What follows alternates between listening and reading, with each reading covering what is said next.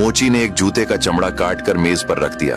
लेकिन अगले दिन जब वे दोनों उठे तो यह देखकर फिर आश्चर्य में पड़ गए कि वहां चमड़े के टुकड़ों की जगह 2 जोड़ी खूबसूरत जूते बने तैयार रखे थे।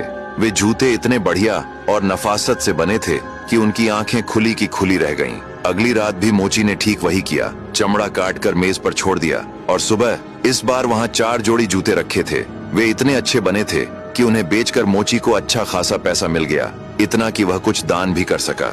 4 जोड़ी जूते बेचने के बाद उसके पास इतना धन हो गया कि वह 8 जोड़ी जूते बनाने लायक चमड़ा खरीद सका। फिर यह 8 से 16, 16 से 32 और इसी तरह बढ़ता ही चला गया। धीरे धीरे वे दोनों काफी अमीर हो गए। एक रात मोची की पत्नी बोली, क्यों ना आज हम जाग कर देखें कि यह रहस्यमयी इंसान कौन है जो हमारी इतनी मदद कर रहा है। मोची को यह विचार अच्छा लगा। उन्होंने सोचा, जरूर कोई भला आदमी होगा जो रात को आकर चुपचाप जूते बनाता है। तो उस रात वे दोनों एक अलमारी के पीछे छिप गए ताकि देख सकें कि यह चमत्कार किसका काम है। आधी रात होते ही धीरे धीरे कमरे में कदमों की हल्की आवाज आई।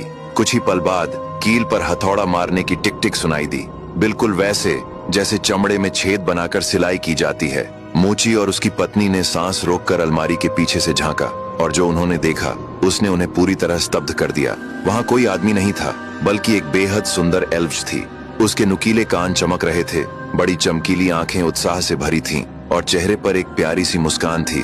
वह बड़ी निपुणता से चमड़े के टुकड़े जोड़ती, सुई से सिलती और हथौड़े से उन्हें सही आकार देती रही।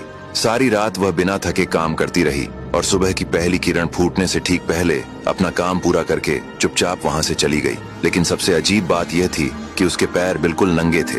इतनी ठंडी रात में भी वह बिना किसी जूते के आती, चुपचाप मेहनत से जूते बनाती और अपने लिए एक जोड़ी भी उठाए बिना वापस चली जाती। उसकी यह निश्चल भलाई और त्याग देखकर मोची और उसकी पत्नी का मन और भी हैरान हो गया। अब आगे की कहानी जानने के लिए देखिए अगला भाग।